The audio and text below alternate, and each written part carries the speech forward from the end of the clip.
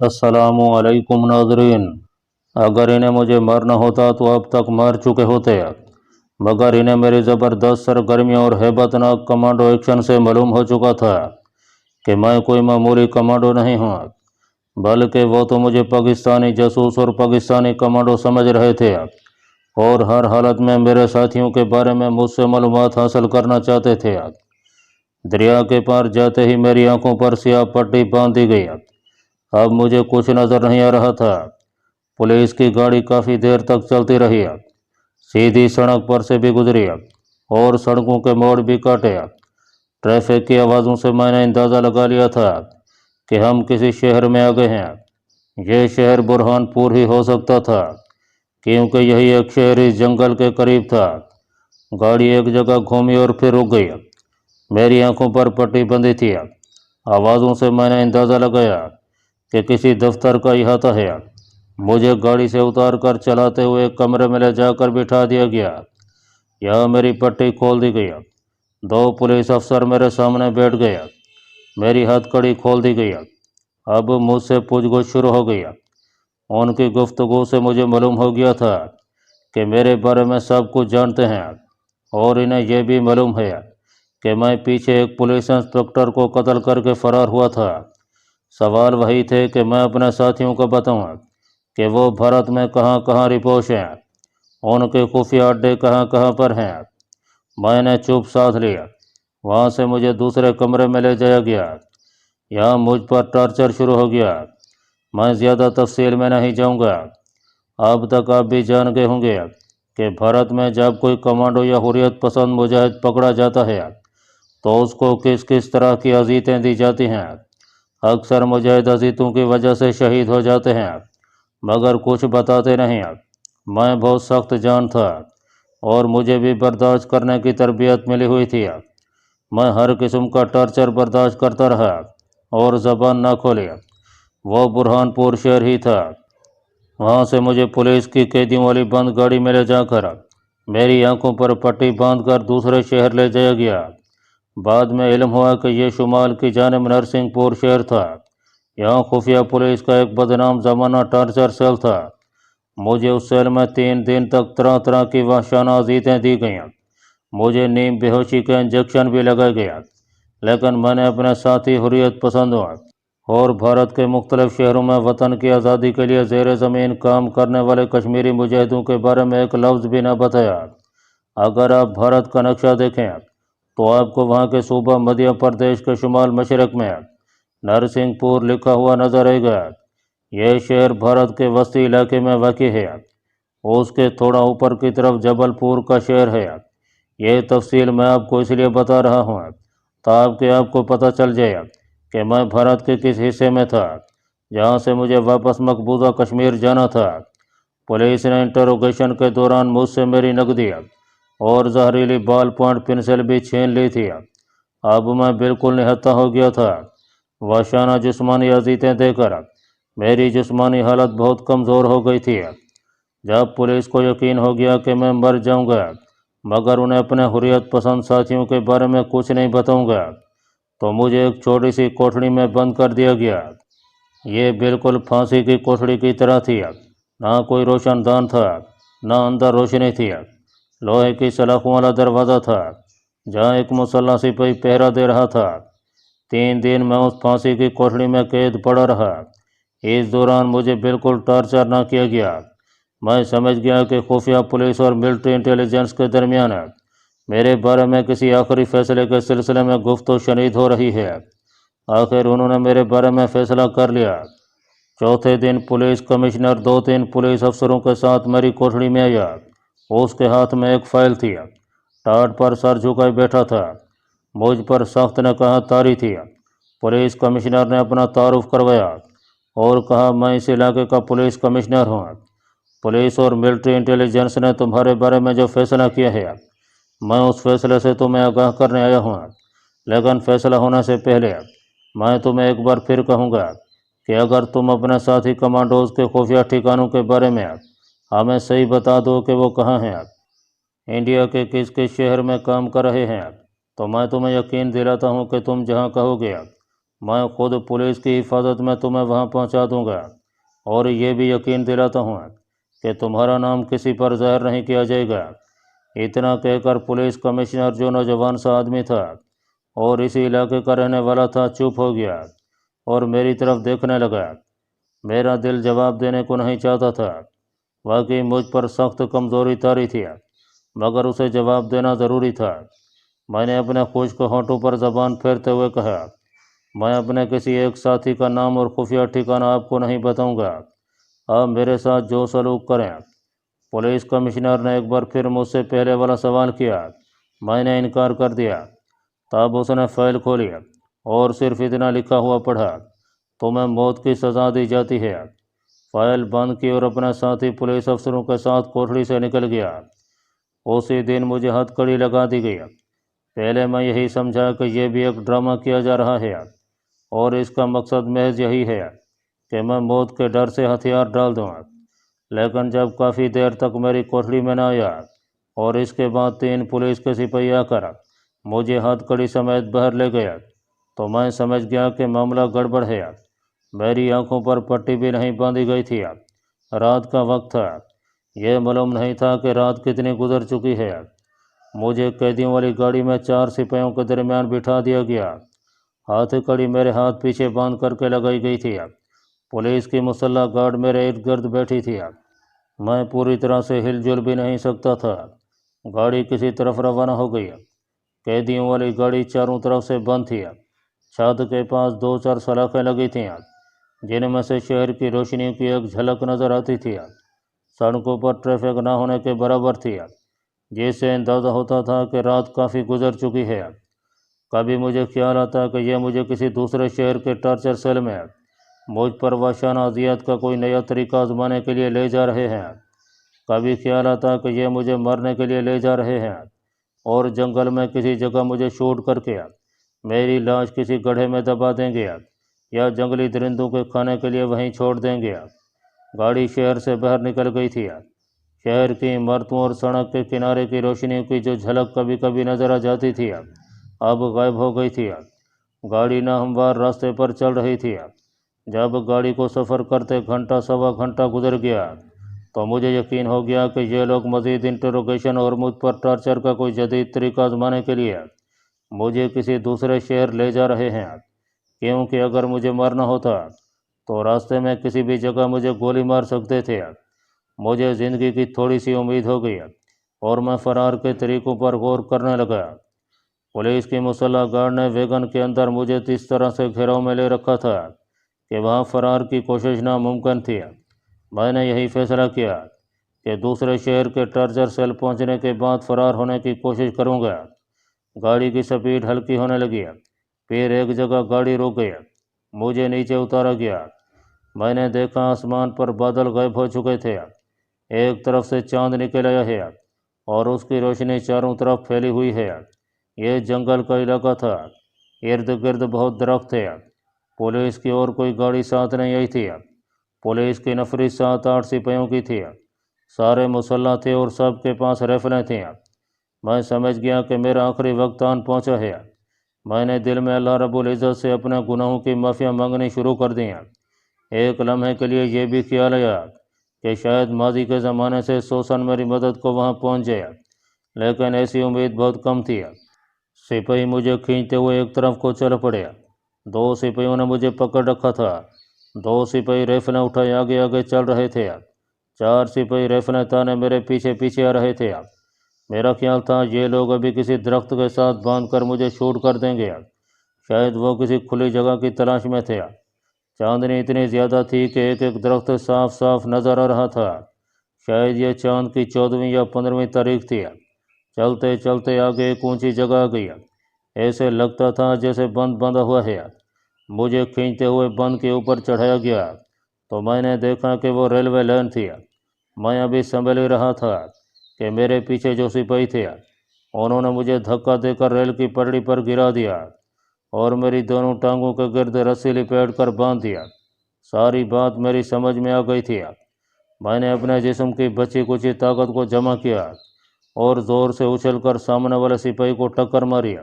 वो गिर पड़ा। اس کے ساتھ ہی میں بھی گر پڑا۔ ایک تو میرے ہاتھ ہتھکڑی میں پیچھے جکڑے ہوئے تھے، دوسرے میرے پاؤں بھی باندھ دیے گئے تھے۔ 6-7 سپاہی مجھ پر ٹوٹ پڑے، انہوں نے مجھے ریلوے لائن پر گرا دیا تھا۔ میں نے ان کی گرفت سے نکلنے کی سر توڑ کوشش کی، مگر ٹارچر سہ کر میرے بدن کی آدھی طاقت ختم ہو چکی تھی۔ اوپر سے 6-7 آدمیوں نے مجھے جکڑ رکھا تھا۔ میں بے بس ہو گیا۔ انہوں نے مجھے ریلوے لائن کے ساتھ باندھ دیا، ریل کی پٹڑی کے ساتھ ایک طرف میرے دونوں پاؤں جکڑ دیے اور دوسری طرف میرا سر ریل کی پٹڑی پر رکھ کر میری گردن رسی سے لائن کے ساتھ اس طرح باندھ دی گئی کہ گردن ہلاتے ہوئے میرا سانس رکنے لگتا تھا۔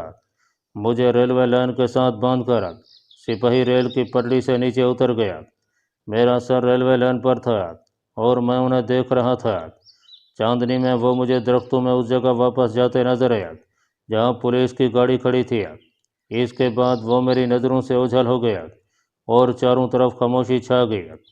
میری موت بظاہر یقینی تھی، اب خدا تعالیٰ ہی میری زندگی بچا سکتا تھا۔ پولیس نے مجھے ہلاک کرنے کے لیے بڑا بھیانک طریقہ اختیار کیا تھا۔ کسی نہ کسی جانب سے ریل گاڑی آ جائے گی اور میرے جسم کے پر خدشے اڑاتی ہوئی گزر جائے گی اور سارا کھیل ختم ہو جائے گا۔ پولیس کی گاڑی کے سٹارٹ ہونے کی آواز نہیں آئی تھی۔ اس کا مطلب تھا کہ پولیس گارڈ وہیں درختوں میں بیٹھی میری موت کا انتظار کر رہی تھی۔ وہ اس بات کی تصدیق کرنے کے بعد وہاں سے جانا چاہتی تھی کہ ٹرین نے میرے جسم کے ٹکڑے اڑا دیے ہیں اور میں مر چکا ہوں۔ میں بیان نہیں کر سکتا کہ اس وقت میرے دماغ کی کیا حالت تھی۔ بس دماغ کے پردے پر فلم چلنے لگی تھی۔ بچپن کے جوانی کے تمام سین سامنے آ رہے تھے۔ دوسروں کے ساتھ کی ہوئی اچھائیوں اور برائیوں دونوں کے مناظر آنکھوں کے سامنے سے گزر رہے تھے۔ میں نے کلمہ طیبہ پڑھنا شروع کر دیا تھا اور اللہ تعالیٰ سے اپنی بخشش کی دعائیں مانگ رہا تھا۔ ابھی تک کسی طرف سے ریلوے انجن کی سیٹی کی یا اس کی چھک چھک کی دور سے آتی آواز سنائی نہیں دی تھی۔ یہ آواز اب میرے واسطے موت کی آواز بن گئی تھی۔ آسمان پر کہیں کہیں تارے ٹمٹما رہے تھے۔ ایک طرف پورا چاند نکلا ہوا تھا، گہری خاموشی طاری تھی۔ میں نے 1-2 بار اپنے پاؤں رسی میں سے چھڑانے کی کوشش کی، مگر میرے پاؤں پولیس نے اس طرح ریل کی پٹڑی سے باندھے ہوئے تھے کہ میں صرف اپنے پاؤں کے پنجے ہی ہلا سکتا تھا۔ یہی حال میری گردن کا تھا۔ رسی میری گردن میں ڈال کر ریل کی پٹڑی کے ساتھ 3-4 بال دے کر اتنی کس کر باندھی گئی تھی کہ دائیں بائیں گردن ہلانے سے مجھے اپنا سانس رکتا محسوس ہوتا تھا۔ میرے دونوں ہاتھ کمر کے پیچھے ہتھکڑی میں جکڑے ہوئے تھے اور ہتھکڑی میری کمر میں بری طرح چبھ رہی تھی۔ میں چھوٹے چھوٹے سانس لینے پر مجبور تھا، کبھی آسمان کو دیکھتا اور کبھی آنکھیں بند کر لیتا۔ اتنے میں مجھے ایک آواز سنائی دی۔ یہ آواز ریل گاڑی کی آواز نہیں تھی، یہ گھوڑوں کے ٹاپوں کی آواز تھی۔ یہ آواز میری بائیں جانب سے آ رہی تھی۔ معلوم ہوتا تھا کہ کچھ گھوڑے ہلکی رفتار سے چلتے ریلوے لائن کی پگ ڈنڈی پر میری طرف بڑھ رہے ہیں۔ میں نے بڑی مشکل سے گردن بائیں طرف موڑ کر دیکھا۔ چاندنی رات میں مجھے کچھ گھوڑ سواروں کے حوالے دکھائی دیے جو گھوڑوں پر سوار اوپر نیچے ہوتے چلے آ رہے تھے۔ یہ گھوڑ سوار ذرا قریب آئے تو معلوم ہوا کہ گھوڑ سواروں کا پورا ایک گروہ ہے۔ سب سے آگے آگے جو گھوڑ سوار چلا رہا تھا اس نے کھلی ہوئی چاندنی میں مجھے دیکھا تو گھوڑے کو فوراً روکا اور اونچی آواز میں کہا، لکھو دادا ادھر آ کر دیکھو، یہ دیکھو یہ کیا معاملہ ہے۔ ایک گھوڑ سوار گھوڑا دوڑاتا آگے آیا اور ریلوے لائن پر جہاں میں بندھا ہوا تھا وہاں آ کر رک گیا۔ اس نے تھوڑا آگے کو جھک کر میری طرف دیکھا اور روب سے پوچھا، کیوں بھائی کون ہے تو؟ میں نے اسے خدائی مدد سمجھا اور کہا، دادا مجھے پولیس گاڑی تلے کچل کر مرنا چاہتی ہے، مجھے پولیس نے باندھا ہے۔ اب پولیس تو یہاں کہیں نہیں دکھائی دیتی۔ ان لوگوں کی چال ڈھال اور لب و لہجے سے میں سمجھ گیا تھا کہ یہ ڈاکوؤں کا گروہ ہے اور ڈاکو لوگ پولیس کے جانی دشمن ہوتے ہیں۔ میں نے فوراً کہا، دادا پولیس وہاں درختوں کے نیچے بیٹھی میری موت کا انتظار کر رہی ہے۔ یہ لکھو دادا ڈاکوؤں کے اس گروہ کا سردار تھا۔ اس نے پولیس کو گالی دے کر بندوق اٹھائی اور جن درختوں کی طرف میں نے بتایا تھا اس طرف منہ کر کے اندھا دھند 2 فائر کر دیے۔ وہاں پولیس موجود تھی، اس طرف سے بھی رائفل کا فائر آنے لگا۔ لکھو دادا اور دوسرے ڈاکو گھوڑوں سے چھلانگیں لگا کر نیچے اتر پڑے اور لائن کے پاس بیٹھ کر جدھر سے پولیس کا فائر آ رہا تھا اس طرف گولیاں چلانے لگے۔ میں نے کہا دادا بھگوان کے لیے مجھے کھولو، گاڑی آ گئی تو میں مارا جاؤں گا۔ لکھو دادا میرے قریبی زمین پر اوندا لیٹا درختوں کی طرف فائر کر رہا تھا، کہنے لگا ابے چلیا اس سسرے کو کھول دے۔ ڈاکو ریل کی پٹڑی کے ساتھ لیٹے درختوں کی طرف فائرنگ بھی کر رہے تھے اور ایک دوسرے سے ہنس ہنس کر باتیں بھی کر رہے تھے۔ ایک ڈاکو بالکل میری گردن کے قریب ریلوے لائن کو آڑ بنایا، بلکہ یوں کہنا چاہیے کہ میرے سر کو آڑ بنایا، بندوق ہلاتے مسلسل دھماکے کر رہا تھا۔ اس نے فوراً بندوق ایک طرف رکھی اور میری رسیاں کھولنے لگا۔ جب میری رسیاں کھل گئیں اور میں اٹھ بیٹھا تو وہ میری ہتھ کڑی دیکھ کر بولا اس کو ہتھ کڑی بھی لگی ہے، کھول دوں یا رہنے دوں؟ ان کا سردار جس کو یہ لکھو دادا کہہ کر مخاطب کر رہے تھے وہ ذرا آگے ریل کی پٹڑی کے پاس لیٹا گولیاں چلا رہا تھا۔ فائرنگ کے دھماکوں میں اس نے چلا کر کہا ہاتھ کڑی رہنے دے بے چھلیا۔ اس ڈاکو نے جس کا نام چھلیا تھا اور جس نے میری رسیاں کھولی تھیں مجھے بازو سے پکڑ کر وہیں لائن کے قریب اپنے پاس کھینچ کر بٹھا لیا اور بولا یہاں بیٹھ جا نہیں تو مارا جائے گا۔ میں وہیں دبے کر بیٹھ گیا۔ دونوں طرف سے گولیاں چل رہی تھیں۔ پولیس کے 8 سپاہی جو مجھے ریلوے لائن پر باندھنے کے بعد خود درختوں کے جھنڈ میں بیٹھ کر ٹرین کے نیچے میرے کچلے جانے کا انتظار کر رہے تھے۔ ڈاکوؤں کی فائرنگ کا جواب فائرنگ سے دیتے رہے تھے، مگر ڈاکوؤں کی تعداد کافی تھی جبکہ پولیس کے سپاہی محدود میگزین ساتھ لائے تھے۔ بہت جلد ان کی جانب سے فائرنگ سست پڑ گئی۔ ڈاکوؤں کی طرف سے مسلسل فائرنگ ہو رہی تھی، پولیس کی طرف سے اکا دکا فائر آ رہا تھا۔ صاف لگ رہا تھا کہ پولیس کے پاس اسلحہ ختم ہو رہا ہے۔ اس علاقے میں اکثر ڈاکوؤں کے گروہ لوٹ مار میں مصروف رہتے تھے۔ ان ڈاکوؤں کا پولیس سے مقابلہ بھی ہوتا رہتا تھا۔ پولیس ان ڈاکوؤں سے گھبراتی تھی۔ پولن دیوی پوبت ڈاکو اور سلطانہ ڈاکو کا نام آپ نے بھی ضرور سنا ہوگا۔ ان مشہور زمانہ بلکہ بدنام زمانہ ڈاکوؤں کا تعلق بھی انہی جنگلوں میں سے کچھ نہ کچھ ضرور رہا تھا۔ اگرچہ بھوپت ڈاکو وہاں سے کچھ فاصلے پر مغرب کی جانب کو سات پڑا کی پہاڑیوں اور ضلع گجرات کاٹھیا واڑ کے علاقے میں زیادہ تر سرگرم رہا تھا۔ مدھیہ پردیش کے گھنے اور دشوار گزار جنگل ڈاکوؤں کو اپنے اندر چھپا لیتے تھے اور پولیس ان کی تلاش میں ان جنگلوں میں جاتے ہوئے گھبرایا کرتی تھی۔ تجربہ کار ڈاکو گھات لگا کر پولیس پر حملہ کرتے اور انہیں بھون کر رکھ دیتے تھے۔ چنانچہ جب لکھو ڈاکو نے فائرنگ رکوا کر اونچی آواز میں پولیس کو للکارا ابے کیوں چند روپوں کے لیے لکھو کے ہاتھوں جان گنوا رہے ہو، بھاگ جاؤ سسرو، میں تمہارا پیچھا نہیں کروں گا، تو پولیس کی طرف سے فائرنگ رک گئی۔ اس کے ساتھ ہی گاڑی کے سٹارٹ ہونے کی آواز سنائی دی۔ لکھو ڈاکو نے ہنس کر اپنے ساتھیوں سے کہا اب ان سالوں کا پیچھا نہ کرنا، سسروں کو نکل جانے دو۔ میں چھلیا ڈاکو کے پاس نیچے ہو کر بیٹھا تھا، میرے ہاتھ پوچھ پر اسی طرح ہتھ کڑی میں جکڑے ہوئے تھے۔ میں اگر چاہتا اور یہ بات ضرور ہوتی تو میں وہاں سے بھاگ سکتا تھا، صرف ریلوے لائن کے پیچھے جھاڑیوں میں چھلانگ لگانے کی ہی ضرورت تھی۔ مگر میں ان ڈاکوؤں کے درمیان آ کر بہت خوش ہوا تھا۔ ڈاکوؤں کا مجھے پہلے بھی 1-2 بار تجربہ ہو چکا تھا۔ ایک تو یہ لوگ دل کے بہت اچھے ہوتے تھے اور دوسرے ان کے ساتھ رہ کر میں پولیس سے محفوظ رہ سکتا تھا اور اس دوران مناسب موقع دیکھ کر میں دلی کی طرف نکل سکتا تھا۔ جب گاڑی کے انجن کی آواز ذرا دور چلی گئی تو ڈاکو اٹھ کھڑے ہوئے۔ ان کے گھوڑے سے سدھائے ہوئے تھے۔ جیسے ہی فائرنگ کرتے ہوئے ڈاکو گھوڑوں سے اتر کر ریل کی پٹڑی کے ساتھ لیٹے، گھوڑے بھی ادھر ادھر جھاڑیوں اور درختوں میں چلے گئے۔ جب فائرنگ رک گئی تو ڈاکو نے منہ سے سیٹیاں بجا کر گھوڑوں کو واپس بلا لیا۔ ان کا سردار لکھو دادا یا لکھو ڈاکو ہاتھ میں بندوق لیے میرے پاس آ کر بولا کیوں بے کون ہے تو؟ ڈاکو کا سردار مجھے پورے چاند کی روشنی میں سامنے کھڑا صاف نظر آ رہا تھا۔ سر پر بھاری پگڑ بندھا ہوا تھا، کاندھے کے ساتھ میگزین کی بیلٹ لٹک رہی تھی، واسکٹ کے ساتھ تنگ پاجامہ پہن رکھا تھا۔ میں اٹھ کھڑا ہوا، چلیا ڈاکو نے مجھے بازو سے پکڑا ہوا تھا۔ میں نے کہا دادا میرا نام بھیکم داس ہے، میں پنجاب کا رہنے والا ہوں، وہاں چھوٹی موٹی چوریاں کیا کرتا تھا، ایک بار پکڑا گیا، مجھے قید ہو گئی، جیل توڑ کر بھاگا اور بھوساول برہان کی طرف آ گیا۔ یہاں ایک چور میرے ساتھ مل گیا، ہم 1 سال تک ڈکیتیاں کرتے رہے۔